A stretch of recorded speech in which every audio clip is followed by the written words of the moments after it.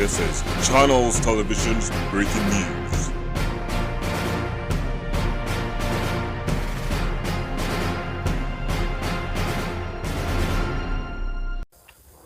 Assalamualaikum warahmatullahi wabarakatuh. Good morning viewers. Welcome back to short breaking news today on Saturday, December 10, 2022. Here with me, Rodhiatul. Nice to be with you. We will accompany you about 5 minutes more with many kind of information which is taken factually and actually. Well, here's the news in detail.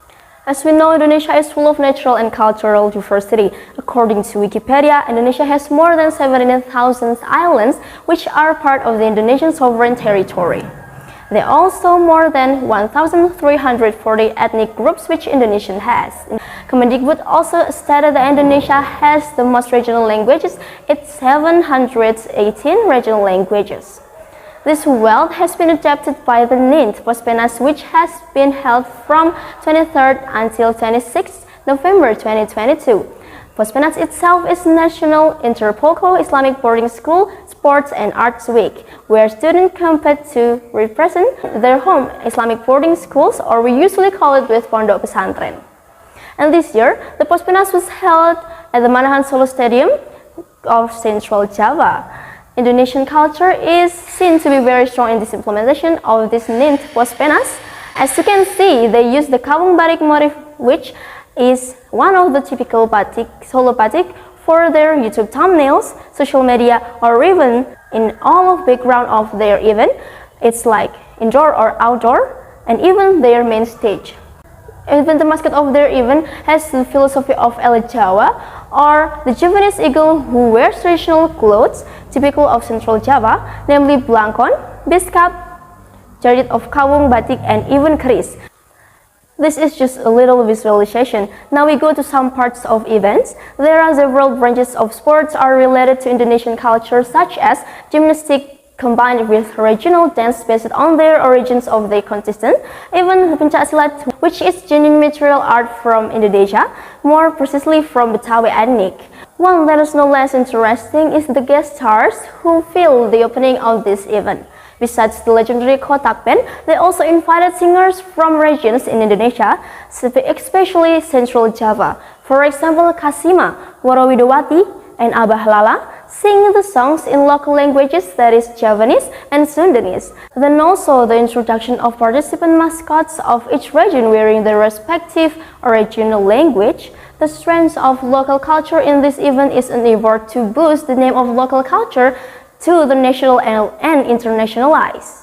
With so many diversity in Indonesia, the most basic and the most important attitude is respect for one another, or tolerance. This theme was also adapted to become the theme for the short movie competition at the NINT Pospenas.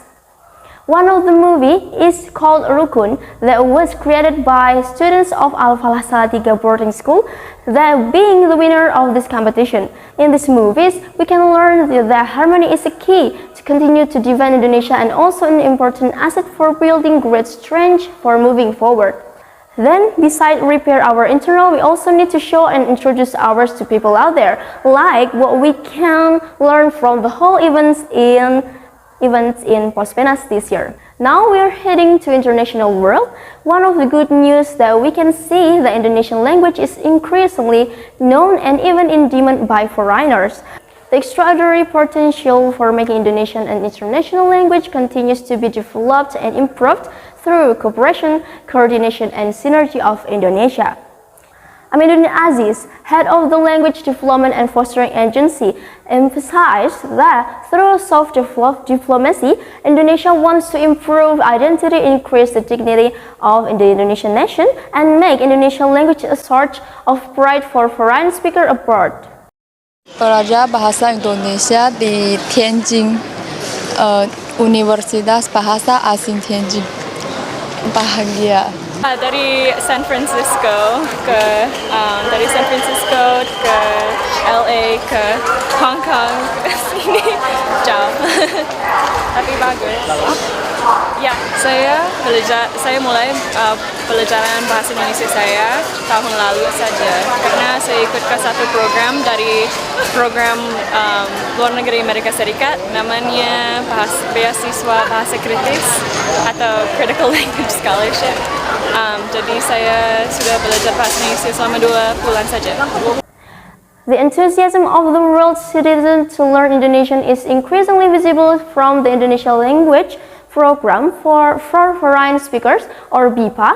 Until the end of 2020, there were 355 institutions implementing the BIPA program in 41 countries with a total more than 70,000 students. This large number is clear evidence that the Ministry of Education and Culture and the Ministry of Foreign Affairs are committed to making Indonesia an international language and an instrument of soft power diplomacy.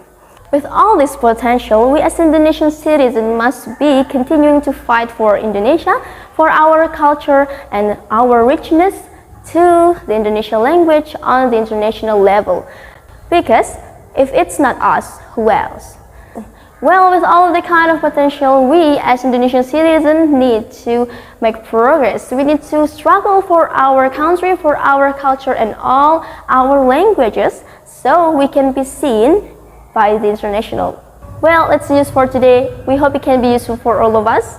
Back again with short breaking news tomorrow with me, Rodhiatul Marwiyah. Have a great day. Wassalamualaikum warahmatullahi wabarakatuh.